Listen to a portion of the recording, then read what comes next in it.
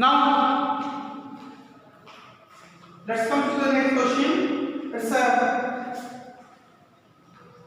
very similar as we have already done. इस तरह के कई क्वेश्चन हम लोग वैसे कर चुके हैं. लाइट ऑफ वेवलेंथ 488 नैनोमीटर, एक लाइट है इसकी वेवलेंथ है कितनी? क्वेश्चन नंबर है ये 11.11 यानी 11.1. लैम्डा एक वेवलेंथ है, light of wavelength 488 nanometre means 488 into 10 to the power 9 meter is used for the photoelectric effect. If the light from the spectral line incident on a meter, the stopping cutoff potential दिया हुआ है, stopping potential इस wavelength के लिए दिया हुआ है 0.38 volt है जी. अब ये कह रहा है कि आप ये बताइए कि work function of the material क्या होगा. आपको वर्क फंक्शन फाइंड करके बताना है. जाहिर सी बात है आप जानते हो कि E इज इक्वल टू जो होता है वो किसके बराबर होता है. एक पोर्शन को किसके लिए खर्चा हो जाता है? वर्क फंक्शन के लिए.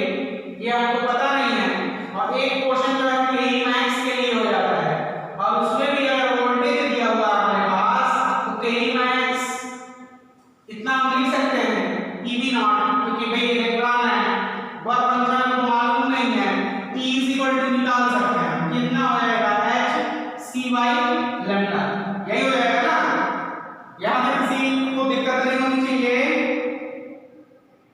हाँ, तो इसका मतलब वर्क फंक्शन अगर हमको निकालना होगा तो हम क्या लिख सकते हैं? h c by lambda minus EV not. यहां तक किसी को कोई दिक्कत नहीं है. आगे चलिए सॉल्व करके देखते हैं. तो h is equal to 6.6 चलिए हम रख लेते हैं into 10 to the power minus 34 और c की वैल्यू हमें दी into 10 to the power 8 upon lambda is given what 488 और into 10 to the power 9. इस 10 to the power 9 को मान लो हम ऊपर लेके चले जाते हैं तो ये हो जाएगा ये हो जाएगा. और EV नॉट, E की वैल्यू हमारे पास होगी 1.6 into 10 to the power minus 90. यहाँ भी हमें कोई दिक्कत नहीं है. वोल्टेज दिया हुआ है, वोल्टेज हमको रखना है 0.38. ठीक है इस पास. और ये वैल्यू होगी किसकी? Work function. चलिए अब सॉल्यूशन बनाना शुरू करते हैं. यहाँ से ये सॉल्यूशन हमारा कितना हो जाएगा? यहाँ जो वैल्यू हमारे पास होगी इससे अगर मल्टीप्लाई करें तो ये हो जाएगा 19.8 और यहाँ -1 बचा और ये -1 हो गया 10 to the power minus 35 और नीचे हो गया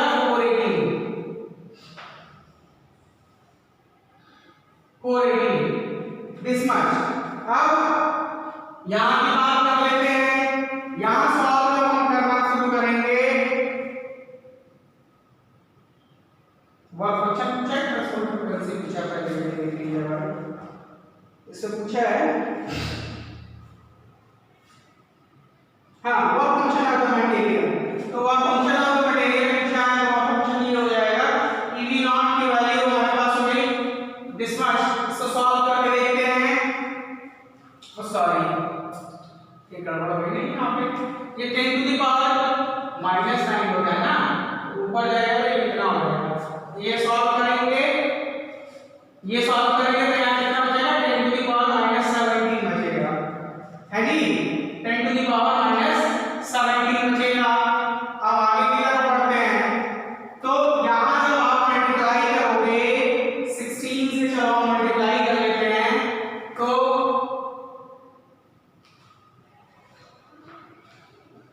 8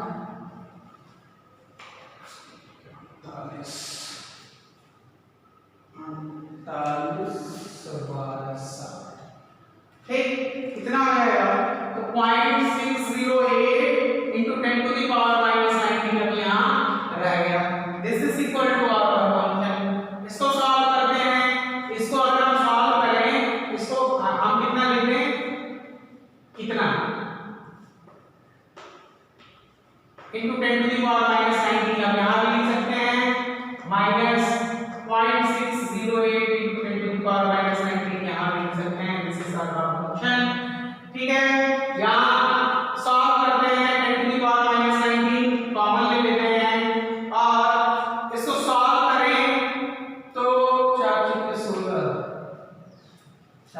16 4 24 4 36 16 4 पॉइंट समथिंग के आसपास आएगा। इस पास 11.11।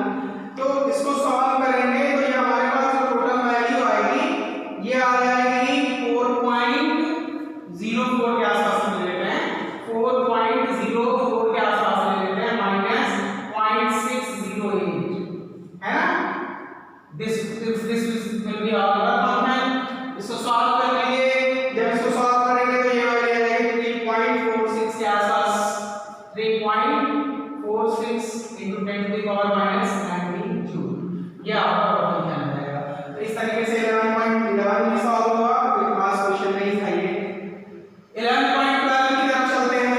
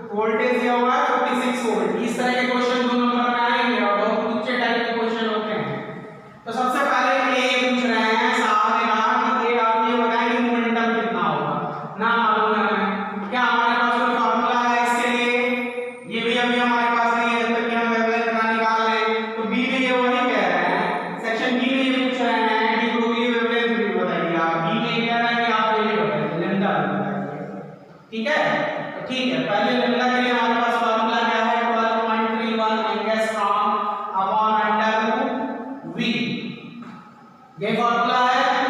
तो 12.31 ये हो गया, अंडर रूट v 56। आंसर याद रखिएगा, एंगस्ट्रॉम में ले आना है, ये नहीं कि मीटर मीटर में दिया। आंसर हमेशा एंगस्ट्रॉम में आएगा। 56 का रूट जो है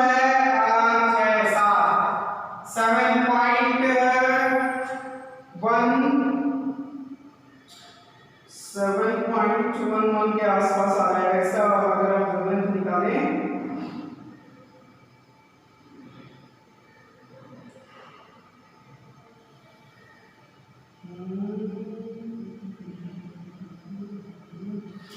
चलिए, ये हो गया तो सीधे हम निकाल लेते, चाहे ऐसे ये आपके लिए है, आप डेटा निकालिएगा। 56 का एग्जैक्ट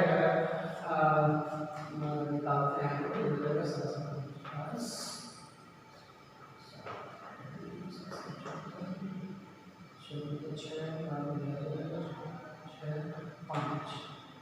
चलो हम 7.5 के आसपास ले लेते हैं। इसकी वैल्यू कितनी रहेगी? 12.31 अपॉन 7.5 एंगस्ट्रॉम। ये कितना संख्या हो जाएगा? वैल्यू हो जाएगा। और इसको जब आप सॉल्व करोगे तो ये वैल्यू की आपकी कितनी आ जाएगी? लगभग ये आ जाएगी 0.169 या 1.69 एंगस्ट्रॉम के आसपास आ जाएगी। ठीक है, तो ये हो गया हमारे पास। वेवलेंथ निकल गया, मोमेंटम निकालने को दिक्कत नहीं होगी क्योंकि हमें मालूम है कि मोमेंटम इज इक्वल टू क्या होता है? Momentum is equal to h by lambda होता है। h की वैल्यू 6.626 आप रख दीजिएगा into 10 to the power minus 34 और लैम्डा की वैल्यू आप अभी लेके आ रही है 1.69, that is equal to that much. तो ये कितना इजी मीटर पर सेकंड इसका मोमेंटम लगेगा 11.11। ठीक है, चलिए आगे की तरफ चलते हैं और नेक्स्ट क्वेश्चन सॉल्व करते हैं। 11.1 सॉरी, ये 11.1 था, ये क्या था? अभी जो हमने सॉल्व किया 11.12 था। अब हम क्या करेंगे? 11.13 करेंगे ना, 11.13 करेंगे। ठीक है, 11.13 में बिल्कुल वैसे ही है। What is the momentum speed? The Broglie wavelength of an electron with kinetic energy. अच्छा, इसमें काइनेटिक एनर्जी दिया हुआ है, तो काइनेटिक एनर्जी कितनी दी हुई है? काइनेटिक एनर्जी दी हुई है इसकी 120 electron volt. 120 electron volt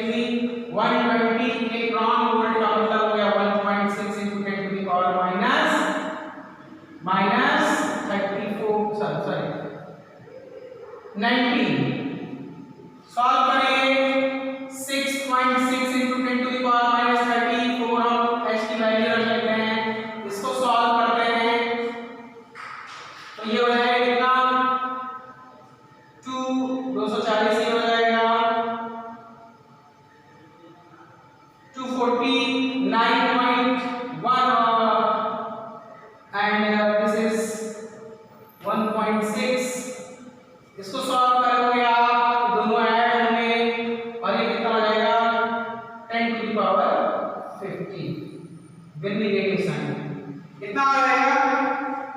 next आगे बंदा सॉल्व करोगे तो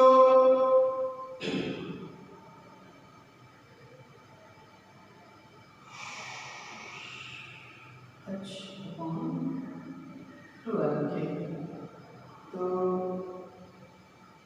वेवलेंथ की जो वैल्यू आएगी सॉल्व करने पे हमारे पास वो लगभग कितनी आ जाएगी 0.112 into 10 to the power -9 metre. ये इसको सॉल्व कर लीजिएगा, ठीक है। दूसरा तरीका आप चाहते हो और भी तरीके इसको लगाने के लिए, तो पहले तो वेवलेंथ निकाल लिया, जब वेवलेंथ निकाल लिया तो हम मोमेंटम निकाल सकते हैं। तो हमारे लिए फार्मूला है मोमेंटम इज इक्वल टू क्या होता है, अगर lambda is equal to b जो है निकालने के लिए जो कह रहा है वो क्या होता है h अपॉन p होता है। तो p इज इक्वल टू कितना हो जाएगा h अपॉन लैम्डा हो जाएगा। रख दीजिएगा लैम्डा की वैल्यू, h की वैल्यू हमारे पास कितनी है 6.6 into 10 to the power -34 और इसकी वैल्यू कितनी आ गई 0.122 कितनी आ जाएगी into 10 to the power -9 plus 9 हो जाएगा। इसको सॉल्व कर लीजिएगा 6.6 upon 0.112 into 10 to the power 25 -25 है ना kg मीटर पर सेकंड। ये निकल जाएगा, ये निकल गया आपका मोमेंटम। मोमेंटम निकालने के बाद ये अगली बात कर रहा है स्पीड निकालने की। जब मोमेंटम निकल गया मास आपके पास आई तो c velocity is equal to क्या होगा मास इनटू वेलोसिटी। मोमेंटम आपके पास कितना है 6.6 this much into 10 to the power -25 तो वेलोसिटी इज इक्वल टू कितना हो जाएगा 6.6 into 10 to the power -25 upon 0.112 और मास हो जाएगा 9.1 into 10 to the power -31 ये ऊपर हो जाएगा 31। तो सॉल्व कर दो इसको तो कितना आ जाएगा 6.6 upon 0.112 into 9.1 into 10 to the power 6 हो जाएगा 9, ठीक है। नाउ इसको अगर आप सॉल्व करो तो इसकी वेलोसिटी जो है ये लगभग आपकी आ जाएगी 6.5 के आसपास आएगी। ये वैल्यू कितनी आ जाएगी 6.5 into 10 to the power 6 metre पर सेकंड के आसपास आ जाएगी, ठीक है। तो इसी तरीके से क्वेश्चंस लगेंगे, आप लगा लीजिएगा, बार बार एक ही तरह के क्वेश्चंस आपको मिलेंगे। 11.14 आपके लिए होमवर्क है, तो बिल्कुल वैसा ही क्वेश्चन है, हम 11.15 करेंगे।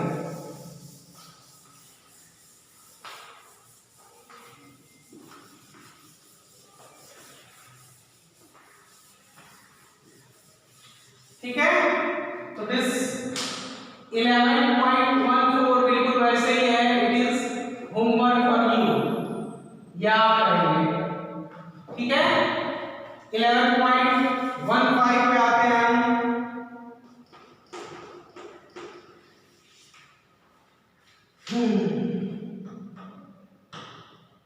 11.15 में कई सारे क्वेश्चंस एक साथ मिला के दिए हुए हैं।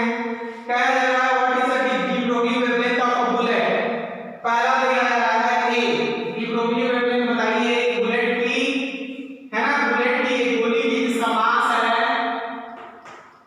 0.040 kg, ये मास दिया हुआ है ना, and its speed is given 1 kilometre पर सेकंड यानी 1000 मीटर पर सेकंड। तो डी ब्रोगली वेवलेंथ के लिए सबसे पहले आपके पास मोमेंटम होना चाहिए।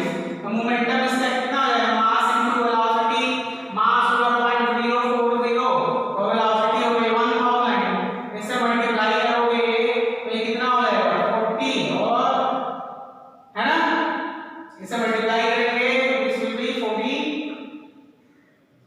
40 मीटर पर सेकंड, या इसे सीधे मल्टीप्लाई करो 40 मीटर पर सेकंड, सॉरी केजी मीटर पर सेकंड, ये हो जाएगा मोमेंटम। अब ब्रोगली वेवलेंथ इससे रिलेटेड कितना होगा आप जानते हो, h/p होता है।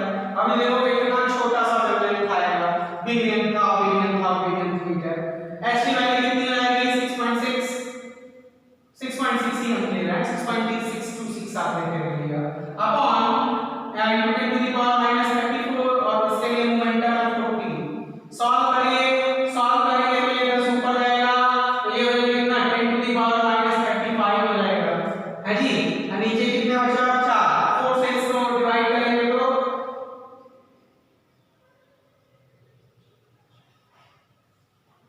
तो कितना आ गया 1.65 into 10 to the power minus 35 metre. सोच लीजिए कितना छोटा छोटा, इतना छोटा कि आप इमेजिन नहीं कर सकते हैं, इतना छोटा जो है वेवलेंथ एसोसिएटेड होगा उसके साथ, है ना। तो अब हम आगे की तरफ चलते हैं, यानी बी की तरफ। जो सेकंड क्वेश्चन है वो देखिए क्या पूछ रहा है आपसे। सेक्शन बी इसी का है कि एक दूसरी बॉल है जिसका मास है 0.060 kg, थोड़ा सा उससे भारी 60 ग्राम का है ये मास दिया गया है और कहा गया है कि अब दूसरे वाले की वेलोसिटी जो है ना वो और कम है, वो है 1 मीटर पर सेकंड। अब बताइए डी ब्रोगली वेवलेंथ, अब आप बताइए डी ब्रोगली वेवलेंथ। तो पहले हम मोमेंटम फाइंड कर लेते हैं, p m * v हो जाएगा, m है कितना 0.060 * 1 कितना हो जाएगा 0.060 kg मीटर पर सेकंड, ये हो जाएगा उसका मोमेंटम। अब इसका डिब्रोगली वेवलेंथ लैम्डा क्या हो जाएगा h बाई p, h की वैल्यू 6.626, चलो हम 6.6 लेंगे into 10 to the power minus 34, ये हो गया आपका अपॉन मोमेंटम की वैल्यू आप पहले से निकाल करके हो 0.060 ये हो गया, ये हो जाएगा 6.6 अपॉन ये 6 यहाँ रहने दीजिए, यहाँ से 2 ऊपर ले जाइए 10 टू द पावर माइनस 36 हो जाएगा। तो आपकी वैल्यू कितनी आ गई 1.1 into 10 to the power minus 36 metre पर सेकंड, सॉरी केजी नहीं रहेगा, केजी मीटर पर सेकंड। तो सोच लीजिए जैसे जैसे वेलोसिटी घट रही है या मोमेंटम घट रहा है, एसोसिएटेड वेवलेंथ भी कम होता जा रहा है। यही इस क्वेश्चन का मकसद है बताने का, है ना, कि वेलोसिटी जितनी ज्यादा कम होगी उतना ही डी ब्रोगली वेवलेंथ या मटेरियल वेवलेंथ जो होगा उतना ही कम होगा।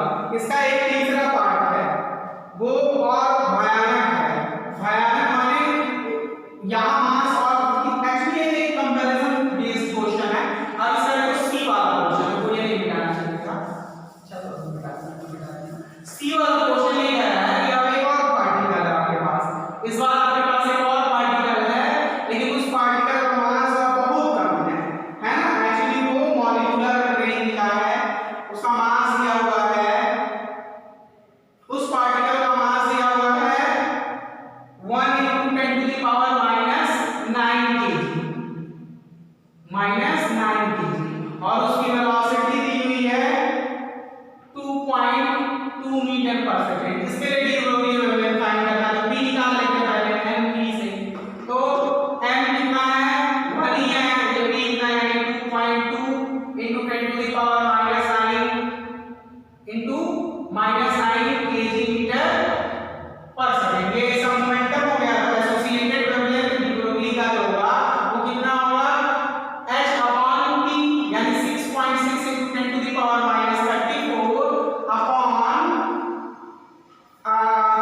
मोमेंटम कितना है 2.2 into 10 to the power minus 9, ठीक है। तो ये कितना आ जाएगा, इसे डिवाइड करोगे तो ये 3 3 हो जाएगा और ये ऊपर जाएगा तो कितना हो जाएगा 10 to the power minus 26, ठीक है मीटर। ये इतना इसका वेवलेंथ है। ये मोमेंटम थोड़े निकाल लेते हैं, वेवलेंथ निकाल लेते हैं ना, मीटर होगा सॉरी। इसी तरह और कोई गलती कर दी, इसी तरह पहले वाले में भी गलती हो गई होगी भाई, ये अच्छा ध्यान ठीक है, यहाँ मीटर है।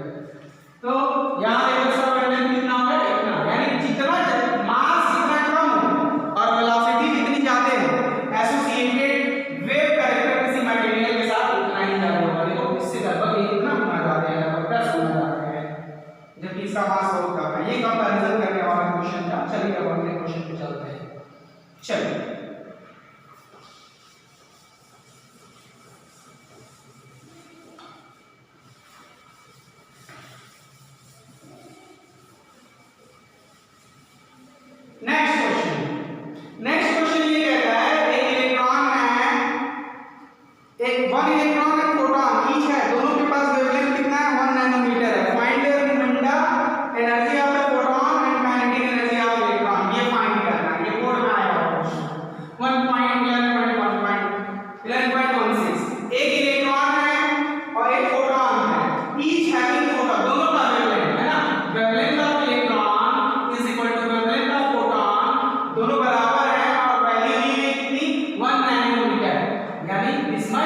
मीटर। ये क्या होता है? पहला सवाल पूछा गया है कि आप ये बताइए कि देयर मोमेंटा कितना होगा, उनका मोमेंटा कितना होगा। ठीक है, तो मोमेंटा की बात करते हैं ए, तो momenta of photon, momenta of photon हमको पता है सीधे मोमेंटा ऑफ फोटॉन जो होता है p photon. Momenta of photon के लिए आपको फार्मूला याद ही है, h अपॉन क्या होता है लैम्डा। h की value 6.626 into 10 to the power minus 34 और यहाँ वेवलेंथ की वैल्यू है 10 to the power minus 9। तो कितना हो जाएगा 6.626 into 10 to the power 26।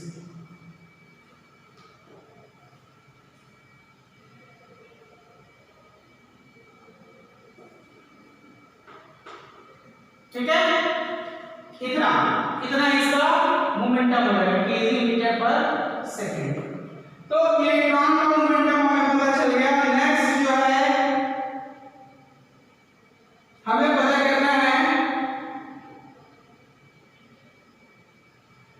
Electron का मोमेंटम। तो जितना मोमेंटम इलेक्ट्रॉन का होगा उतना ही प्रोटॉन का भी होगा। ठीक है, तो आप लिखोगे momentum of proton is equal to moment of electron।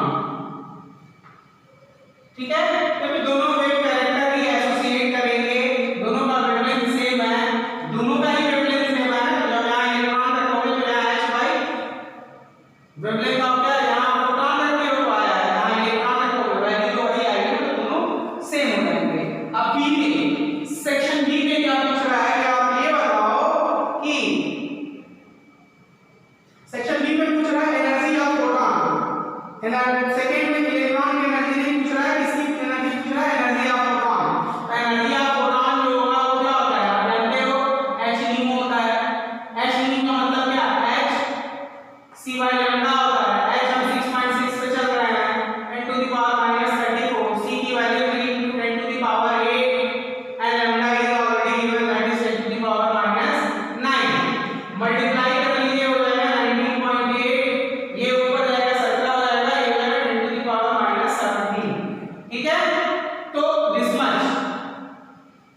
Much joule ये हो गई एनर्जी किसकी फोटॉन। अब सी सेक्शन सी में ये पूछ रहा है कि आप ये बताइए कि जो इलेक्ट्रॉन की एनर्जी है वो कितनी होगी। इसको हम फाइंड करके देखेंगे कि एनर्जी ऑफ इलेक्ट्रॉन कितनी होगी। तो energy kinetic energy of electron अगर हमको निकालना होगा तो हम चलेंगे हमको मास कंसीडर करना पड़ेगा, हमको वेलोसिटी कंसीडर करनी पड़ेगी, है ना। हमको मास कंसीडर करना पड़ेगा, हमको वेलोसिटी कंसीडर करना पड़ेगा। हमको ये मालूम है कि kinetic energy is equal to क्या होता है। काइनेटिक एनर्जी ऑफ इलेक्ट्रॉन की बात करें ये कितना हो जाएगा half mass of electron into velocity of electron. ये इतना हो जाएगा ना, यहां तक किसी भाई बंधु को कोई दिक्कत नहीं होगी। अगर हम यहां नीचे भी ऊपर भी मास से मल्टीप्लाई कर दें और नीचे भी मास से मल्टीप्लाई कर दें कोई फर्क नहीं पड़ेगा। अच्छा जी ठीक है, 1/2 जैसा का रहने दीजिए। ये कितना हो गया, ये हो गया mass of electron velocity of electron का whole square upon mass of electron. Mass into velocity क्या होता है मोमेंटम। ये कितना हो गया हाफ मोमेंटम ऑफ इलेक्ट्रॉन का square upon mass of electron. यहां तक किसी कोई दिक्कत नहीं होनी चाहिए। अब देखिए मोमेंटम ऑफ इलेक्ट्रॉन हमको मालूम है कितना है, इतना है, पहले ही निकाल कर बैठे हुए हैं। चलिए अब इसके आगे चलते हैं, बी वाला गिरा दें क्योंकि हमको कैसे जरूरत है। अच्छा अब ये सी ही कर रहे हैं, हम ऊपर की तरफ चलते हैं। अब वैल्यू रखिए तो काइनेटिक एनर्जी ऑफ इलेक्ट्रॉन जब आप निकालेंगे 1/2 जैसा का रहने दीजिए। अब p स्क्वायर का मतलब कितना होगा, इसका स्क्वायर हटा दीजिए, इसका स्क्वायर करेंगे तो मान लीजिए 6.6 ही हम ले रहे हैं, तो बहुत लंबा चौड़ा स्क्वायर करेगा। इसका स्क्वायर करेंगे और इसका स्क्वायर करेंगे तो ये हो जाएगा -50 है जी। इसका स्क्वायर करेंगे तो -50 हो जाएगा, p स्क्वायर हो गया upon mass of the electron 9.1 into 10 to the power -31।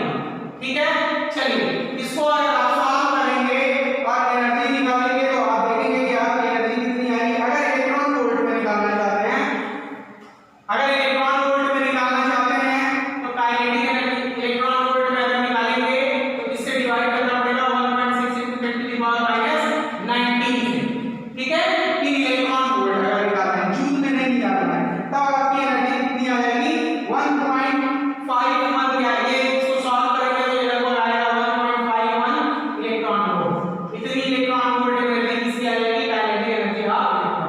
ठीक है, ये काइनेटिक एनर्जी का फॉर्मूला हो गया। ये एनर्जी आपने जो निकाला है इसको हमने किसमें बदला है, इलेक्ट्रॉन वोल्ट में, इसलिए हमने E से डिवाइड कर दिया है, तो ये इलेक्ट्रॉन वोल्ट में आ जाएगा। चलिए, तो ये हो गया हमारा क्वेश्चन नंबर 11.16। नाउ नेक्स्ट आगे की तरफ चलते हैं। 11.17 थोड़ा सा अच्छा क्वेश्चन है ये, क्योंकि यहाँ थर्मोडायनामिक्स का भी क्वेश्चन है जो आपने अभी तक पढ़े हैं।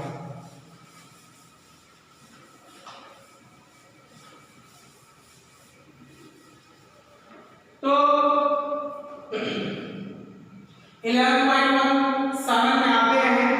11.17 कह रहा है what will be the kinetic energy of A neutron will associated with D Broglie wavelength b,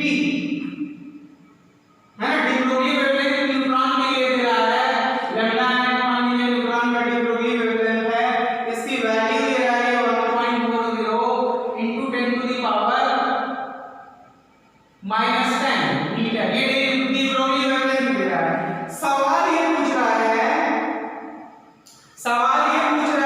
कि what will be the kinetic energy of the neutron. इस केस में न्यूट्रॉन की काइनेटिक एनर्जी के बारे में ये जानना चाह रहा है।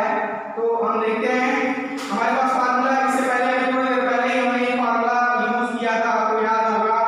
तो काइनेटिक एनर्जी निकालने के लिए मास ऑफ द न्यूट्रॉन आप जानते ही हैं, मास ऑफ द न्यूट्रॉन अगर हमको निकालना है तो ये हमें मालूम है कितना होता है 1.67 into 10 to the power -27 kg रखते हैं। और हमारे पास वेवलेंथ के लिए फार्मूला है, याद आ रहा है आपको। वेवलेंथ के लिए हमारे पास जो फार्मूला था that was h upon √2 mass into kinetic energy, यही था। ये फार्मूला हमारे पास था और हमें निकालना क्या है, we have to find the kinetic energy. तो कोई बात नहीं है, स्क्वायर कर दीजिए, यही है ना काइनेटिक एनर्जी। k क्या है, काइनेटिक एनर्जी ऑफ न्यूट्रॉन, ये मास ऑफ न्यूट्रॉन, ठीक है, and this wavelength of neutron. तो सबका स्क्वायर कर दीजिए, स्क्वायर करके इसको इधर ले आइए तो ये हो जाएगा कितना, कि ये इधर आ जाएगा, ये h स्क्वायर हो जाएगा, है जी। और ये कितना आ जाएगा, इसको इधर ले आएंगे तो ये हो जाएगा लैम्डा स्क्वायर n, और यहाँ पे आपका बचेगा 2 स्क्वायर हट चुका होगा, और यहाँ पे मास ऑफ न्यूट्रॉन, ठीक है। ये वैल्यूज रखिए।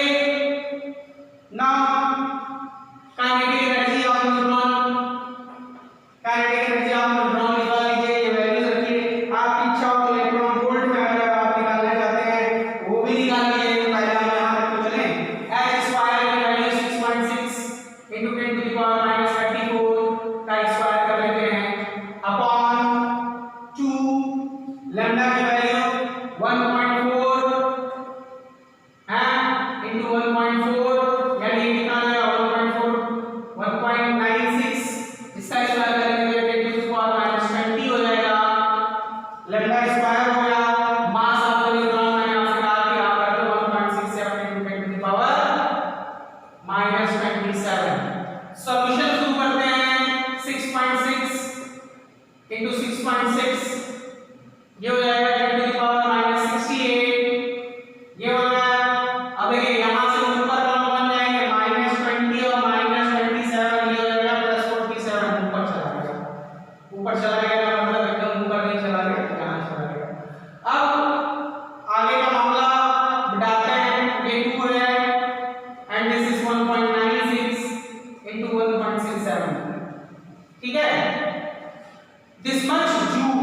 अब अगर इसको हमें इलेक्ट्रॉन वोल्ट में बदलना है इस काइनेटिक एनर्जी को, तो हमको इसे p से डिवाइड करना पड़ेगा। तो कितना हो जाएगा 6.6 into 6.6, अच्छा 2 से इसको काट देते हैं, 3.3 हो जाएगा, ये कैंसिल हो जाएगा, है जी।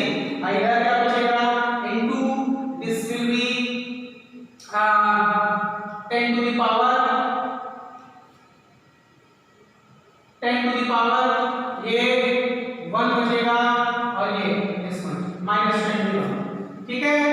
आगे के इलेक्ट्रॉन वोल्ट में हम बदलना है, तो यहाँ हमारे पास कितना होगा 1.96 into 1.6 1.67 into 1.6 into 10 to the power minus 19, ये minus 19 ऊपर जाएगा तो क्या हो जाएगा प्लस 19। अब ये काइनेटिक एनर्जी, अब इसको बैठ के आप सॉल्व करिए और आप देखेंगे कि आपकी काइनेटिक एनर्जी जो है, जो काइनेटिक एनर्जी इसकी आएगी वो कितनी आएगी, लगभग 4.17 के आसपास आ जाएगी, 4.17 के आसपास आ जाएगी और यहाँ बचेगा 10 to the power -2 electron volt. तो इतना ही इलेक्ट्रॉन वोल्ट एनर्जी किसकी होगी, आपके उस इलेक्ट्रॉन की होगी। अब दूसरा क्वेश्चन ये है कि also find the de Broglie wavelength of neutron with the thermal equilibrium with matter having average kinetic energy 3.2 kT। K Boltzmann constant है, ये आपको याद होगा बोल्ट्जमैन कांस्टेंट की वैल्यू, बोल्ट्जमैन कांस्टेंट की वैल्यू के बारे में हम बात करेंगे। सबसे पहले सेक्शन बी, हम इसका बी पोर्शन हम करते हैं। ये पोर्शन तो हो गया,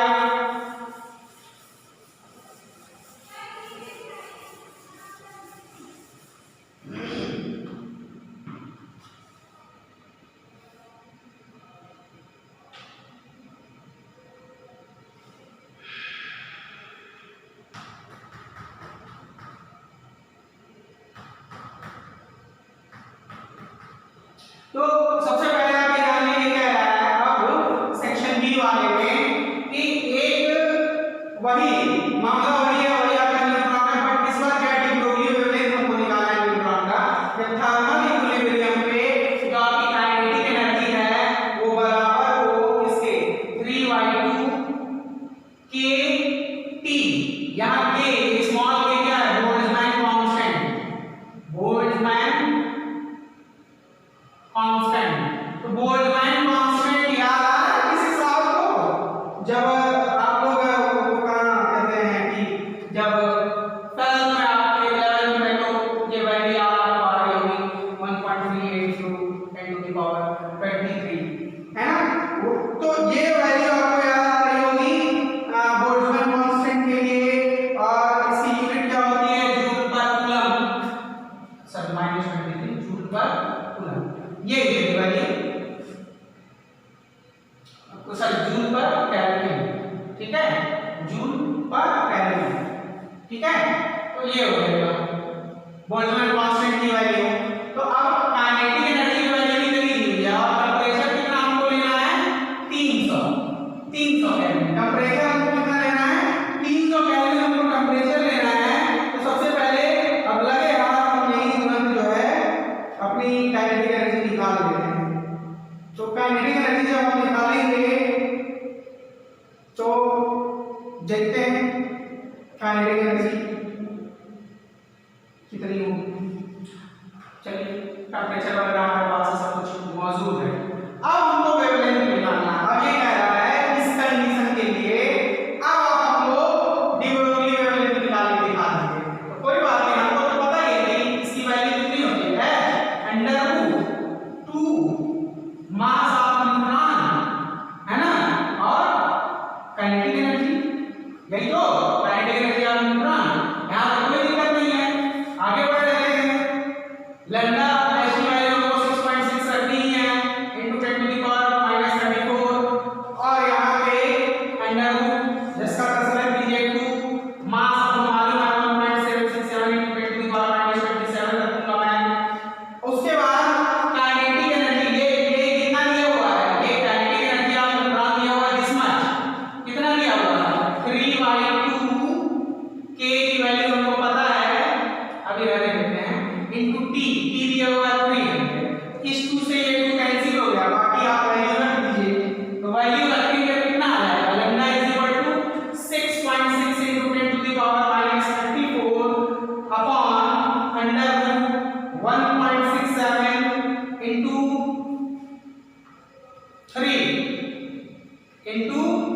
3 अब बोल्ट्जमैन कांस्टेंट की वैल्यू अभी आपको मैंने बताई थी 1.38 into 10 to the power -23 into temperature हमको रखना था 300, और टेंपरेचर रख दिया, बोल्ट्जमैन कांस्टेंट की वैल्यू रख दी 3167, ठीक है। इसको सॉल्व करिए और आप देखेंगे कि इसकी वेवलेंथ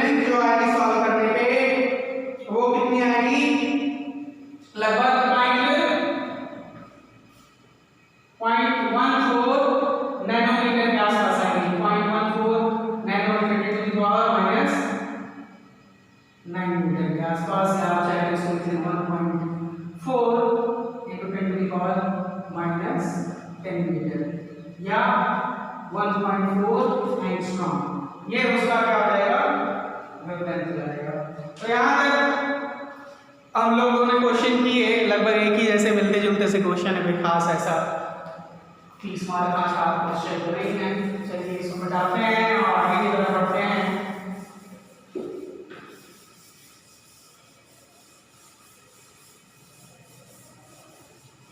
आगे की तरफ बढ़ते हैं और अगले क्वेश्चन की तरफ आते हैं। Show that wavelength of electromagnetic radiation is equal to the de Broglie wavelength of quantum. De Broglie wavelength of quantum का मतलब क्वांटम जानते हैं, देखो के साथ क्वांटाइजेशन जो है वो फोटॉन के नाम से जाना जाता है, ठीक है। इसमें तो हमको क्या प्रूव करना है, शो करना है कि wavelength of electromagnetic radiation is equal to de Broglie wavelength of any quantum. तो डी ब्रोगली वेवलेंथ जो है, सबसे पहले वेवलेंथ डी ब्रोगली का फोटॉन के लिए हमें मालूम है h/p होता है, और इलेक्ट्रोमैग्नेटिक रेडिएशन जिसकी फ्रीक्वेंसी न्यू है उसके लिए वेवलेंथ मान लो हमने रखा लैम्डा डैश। तो p मोमेंटम जो है फॉर इलेक्ट्रोमैग्नेटिक रेडिएशन का फ्रीक्वेंसी न्यू है और वेवलेंथ हमने लैम्डा रखा है, तो हम ऐसे मानते हैं पहले हमको प्रूफ करना है, we have to prove that, क्या प्रूफ करना है, to prove de Broglie wavelength, de Broglie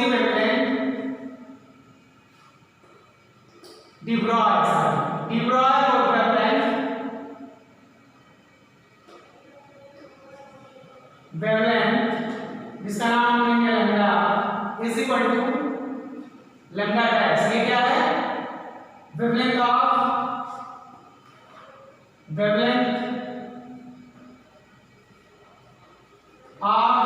EM wave, ठीक है। यहां पर किसी भाई बहन को कोई दिक्कत नहीं होगी, होनी भी नहीं चाहिए। चलिए आगे चलते हैं। आगे जब हम चलेंगे तो हम बात करेंगे, देखो डी ब्रोगली के हिसाब से, according to de Broglie,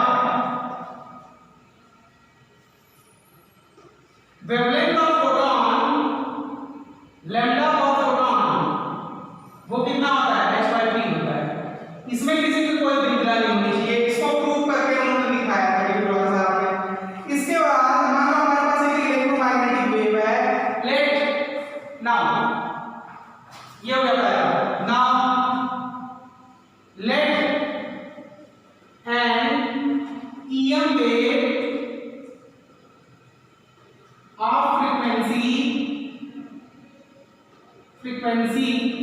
of frequency nu and velocity जानते हो कितना होता है, velocity c। तो इसका वेवलेंथ मान लो कितना है, लैम्डा डैश, तो lambda dash is equal to कितना हो जाएगा, c/d हो जाएगा, ठीक है। यहां तक किसी को कोई दिक्कत नहीं होगी, ये लैम्डा डैश हमने निकाल लिया। चलो ये लेते हैं, तो lambda dash is equal to कितना हो गया, c/d। और मोमेंटम जो होता है, मोमेंटम की अगर हम बात करें, मोमेंटम ऑफ ईएम वेव, तो मोमेंटम ऑफ ईएम वेव तो हमको पता ही है ना कितना होगा। मोमेंटम के लिए हमारे पास क्या होना चाहिए, मास इनटू वेलोसिटी, मास इनटू वेलोसिटी। तो इलेक्ट्रॉन का मास, इलेक्ट्रोमैग्नेटिक वेव जो है, अगर उसका मोमेंटम कितना है, p है, if the momentum of electromagnetic wave is p, तो उस केस में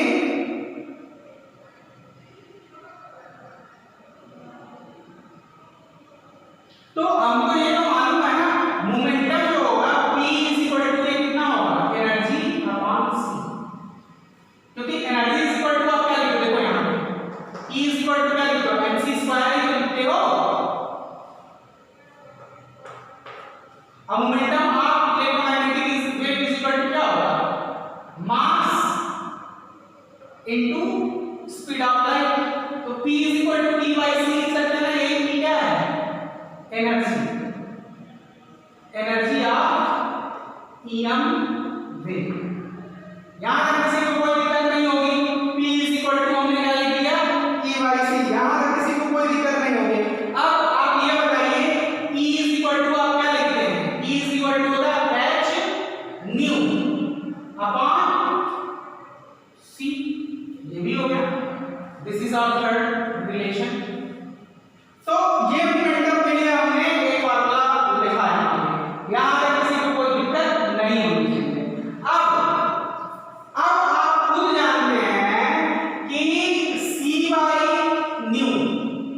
अब यहाँ देखिए फ्रॉम सेकेंड आप खुद लेते हो कि सी बाई ई क्या है, लैम्डा डैश, ठीक है। तो इसका मतलब P is equal to from second, हम इसको क्या लिख सकते हैं, इसको लिख सकते हैं ये है जस्ट का प्लस रहने दो, अरे नीचे ये क्या है सी बाई न्यू ई तो है, सी बाई न्यू ई तो है, और सी बाई न्यू हम क्या लिखेंगे लैम्डा, ये क्या होगा h बाई लैम्डा डैश है, ये हो गया फोर्थ, ये हो गया फोर्थ। अब फोर्थ नहीं, तो इसका मतलब lambda dash is equal to कितना हो गया h by h upon p, ये हो गया फोर्थ। तो इलेक्ट्रोमैग्नेटिक वेव का वेवलेंथ अब फोटॉन का वेवलेंथ दोनों सेम आया कि नहीं आया, ठीक है। तो यहां तक लिखने के बाद आप क्या लिखोगे, यहां पे दो लाइन लिखोगे, हेंस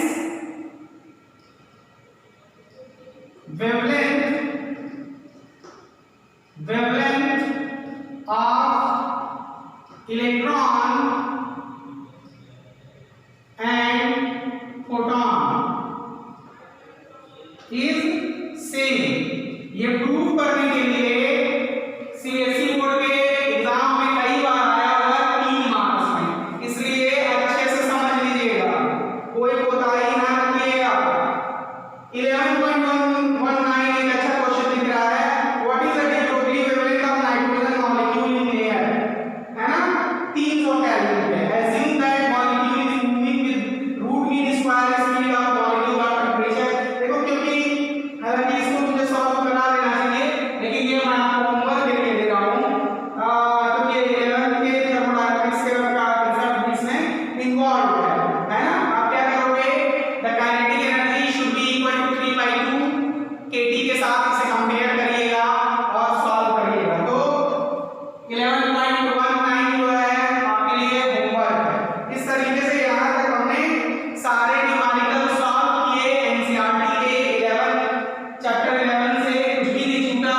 कुछ इंपॉर्टेंट क्वेश्चन जो सीबीएसई बोर्ड में आए हुए हैं उसे मैं डिस्कस करूंगा आपके साथ, तो उसके लिए आप तैयार रहिए। तो यहाँ सीबीएसई के जो क्वेश्चन है बहुत इजी से आते हैं। अब यहाँ एनसीईआरटी के बजाय मैं मिटा रहा हूँ CBSE previous year question,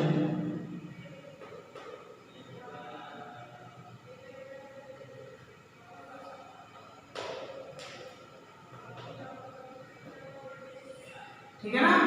CBSE previous year में जो क्वेश्चन पूछा है, देखो कैसे क्वेश्चन आते हैं, ऐसे ये ग्राफ बना हुआ है, दो मेटल्स हैं, this is metal A and this is metal B.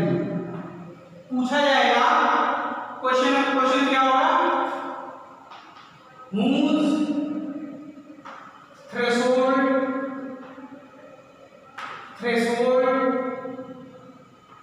Frequency is more, ठीक है। ये ग्राफ न्यू और स्टॉपिंग पोटेंशियल के बीच ड्रॉ किया जाता है, ग्राफ काइनेटिक एनर्जी के बीच आप जानते ही हैं। तो देखने वाला अंदाजा भी कहेगा कि भैया इसकी थ्रेशोल्ड फ्रीक्वेंसी क्या है, न्यू नॉट 1, इसकी क्या है न्यू नॉट 2, है ना। इसको कितनी फ्रीक्वेंसी चाहिए, कितनी, यानी मान लो ये कितना है 10 हर्ट्ज, 10 हर्ट्ज, जबकि इसको कितना चाहिए, कितना लगभग 20 हर्ट्ज। तो ज्यादा थ्रेशोल्ड फ्रीक्वेंसी किसकी है, इसकी, यानी ये ज्यादा एनर्जी लेके इलेक्ट्रॉन निकालेगा और ये कम एनर्जी में ही इलेक्ट्रॉन निकालना शुरू कर देगा। तो आप क्या लिखोगे, ए हैज लेस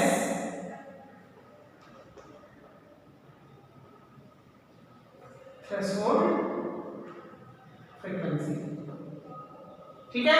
एक तो इस तरह का क्वेश्चन आता है, ठीक है। अब देखो दूसरे तरीके का क्वेश्चन कैसे आता है,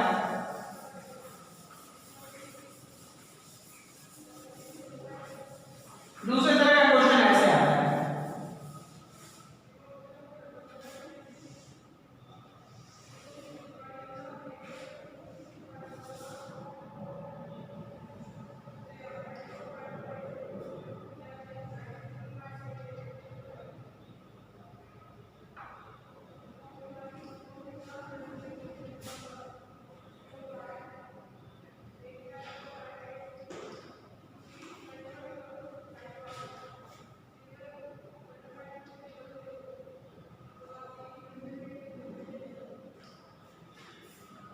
ठीक है। इसमें आपसे ये पूछा जाएगा, जो स्टॉपिंग पोटेंशियल है, आपसे ये पूछा जाएगा ऐसे कौन सी दो वेव्स हैं, ठीक है, ये मान लो पहला है, ये पहला है, ये दूसरा है, ये तीसरा है, ऐसे कौन दो ऐसे वेव्स हैं जिनका सैचुरेशन करंट सेम है। तो जाहिर सी बात, देखो कौन से दो हैं जिनका सैचुरेशन करंट सेम है, 2 और 3, तो 2 and 3 has same saturation current, ठीक है। दूसरा क्वेश्चन क्या पूछेगा, ऐसे कौन सी दो वेव्स हैं, ऐसे कौन सी दो वेव्स हैं जिनकी, अच्छा एक ग्राफ और बना देना है,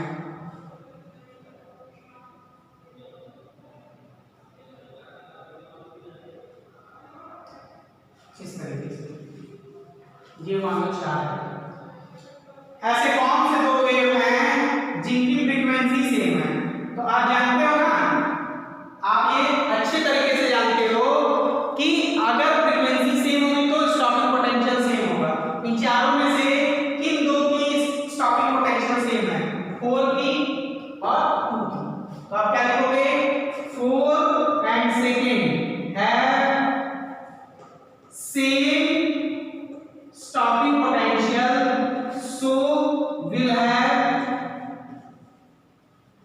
same frequency।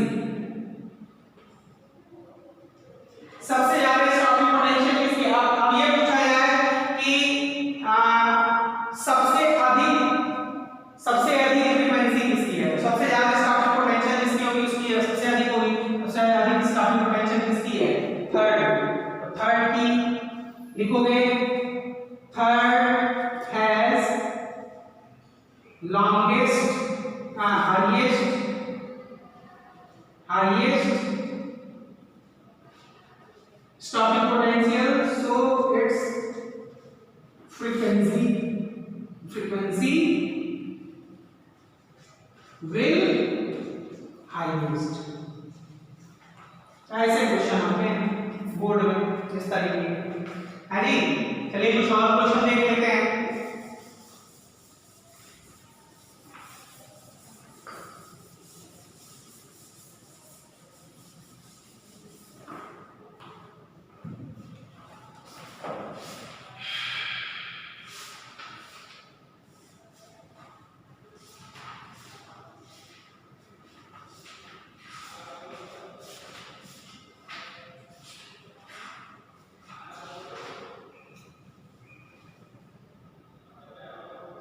एक बहुत पॉपुलर क्वेश्चन ये वाला आता है,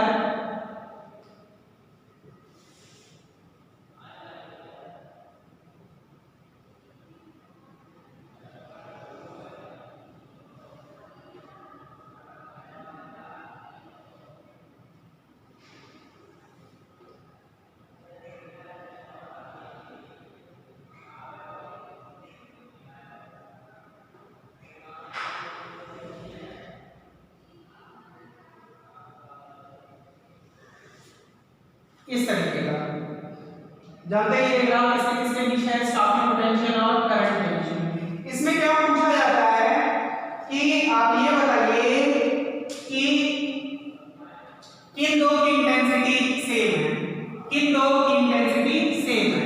तो जानते हैं जिसका जिसका सैचुरेशन करंट इन दोनों का, ये मान लो 1 है, ये 2 है, ये 3 है और ये 4 है, तो जिसका जिसका सैचुरेशन करंट सेम होगा उसकी इंटेंसिटी सेम होगी। तो क्या लिखेंगे, सैचुरेशन करंट किसका किसका सेम है, ये थोड़ा ऐसा बनाते हैं, ठीक है। तो सैचुरेशन करंट किसका किसका सेम है, 1 and 2 एंड एक में 3 and 4, बोथ है सेम इंटेंसिटी।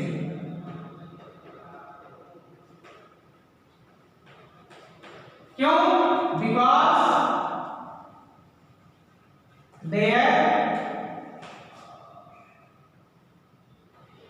saturation current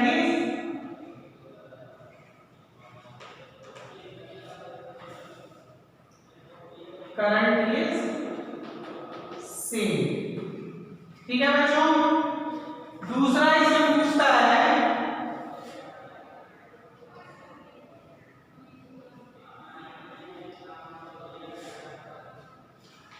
किसकी किसकी फ्रीक्वेंसी सेम है। तो ये आप क्या कहोगे, ये पहला क्वेश्चन हो गया। दूसरा किसकी किसकी फ्रीक्वेंसी सेम है, तो जिसका जिसका स्टॉपिंग पोटेंशियल सेम होगा उसकी फ्रीक्वेंसी सेम होगी। तो स्टॉपिंग पोटेंशियल किसका किसका सेम है, देखो एक तो 1 की और एक 3 की, तो 1 and 3 और दूसरा 2 और 4। देखो 2 4 का भी स्टॉपिंग पोटेंशियल है और 2 का भी, 2 and 4। तो 1 and 3 and 2 and 4 will have same frequency because their cutoff potential